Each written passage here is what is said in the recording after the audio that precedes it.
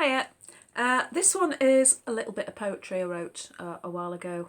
My best friend Heather, years and years ago, her and her husband and her mother-in-law went out to Clitheroe for a run, and they thought, we'll get some fish and chips while we're there. Well, they went and everything was shut. And I mean, everything was shut. So I wrote this. It's called, I hope you don't mind me reading it because I very rarely do it and I can't remember it. It's called The Great Clitheroe Fish and Chip Famine.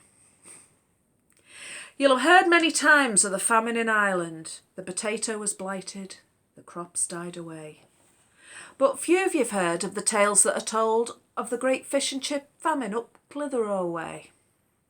Ma and Pa and the kids and the dog all went out one bright sunny day in the middle of May. For they'd heard miraculous, wonderful tales of the fish and chip dinners up Clitheroe way. They drove and they drove till they got to the place. The anticipation was higher than high. But a terrible famine had scuppered their plans and no chips could be found however they tried. The tumbleweeds blew as they walked through the town. The place it was empty and doors were all shut.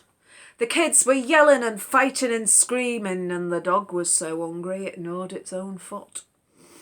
Let's be British about this, said Pa to the kids. What would Monty have done with no fish and no chips? Surrendered, said Ma, as she took off her hat. The dog eyed up the feathers as he licked his lips. You can keep your McDonald's, your Subway and Wimpy. What we want is our fish and chips supper, said Ma. I'd eat me own hat if I knew where I'd put it. The dog, looking guilty, slunk back to the car. So it's homeward again for our hungry poor travellers. Stomachs are growling, faces pale and unfed. No cod chips and peas and no Harry Ramsdens. Oh, bugger it, let's go to Blackpool instead.